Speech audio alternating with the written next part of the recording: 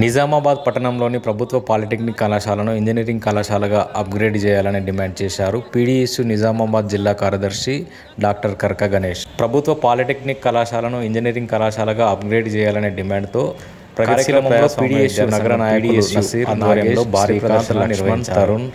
Polytechnic కళాశాల నుండి వందలాది మంది విద్యార్థులు పీడీఎస్ కళాశాల ప్రదర్శన నిర్వహించారు. ఇంజనీరింగ్ కళాశాల ఏర్పాటుకు రాజకీయ నాయకులు నిర్లక్ష్యం వీడి చొరవ చూపాలని డిమాండ్ చేశారు.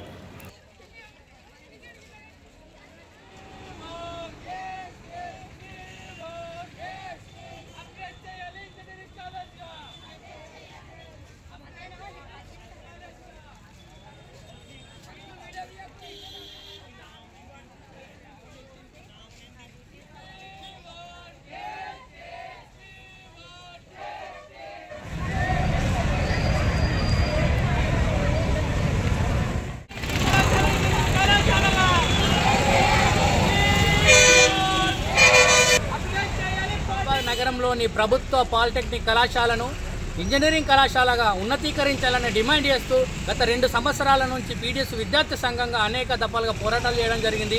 అదే పోరాటాల్లో భాగంగానే గత ప్రభుత్వమైన ఇప్పుడు వచ్చిన ప్రభుత్వమైన హామీ ఇవ్వడం జరిగింది.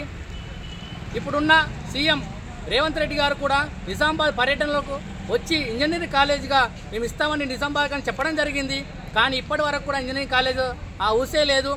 పీడీఎస్ విద్యార్థి సంఘ పోరాట ఫలితంగా మొన్నటికి మొన్న మంత్రివర్గ ఉపవర్గంలో ఖచ్చితంగా పాలిటెక్నిక్ కళాశాలను ఉన్నతీకరిస్తామని కూడా హామీ ఇవ్వడం జరిగింది. అదే దఫలుగా ఉద్యమాలలో ఇప్పుడున్న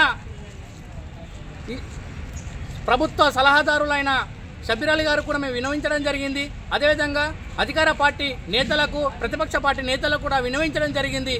కానీ మొన్నటికి మొన్న జరిగిన అసెంబ్లీలోకి మాత్రం ఇంజనీరింగ్ కాలేజ్ గురించి ఎటువంటి ఊసు లేదు.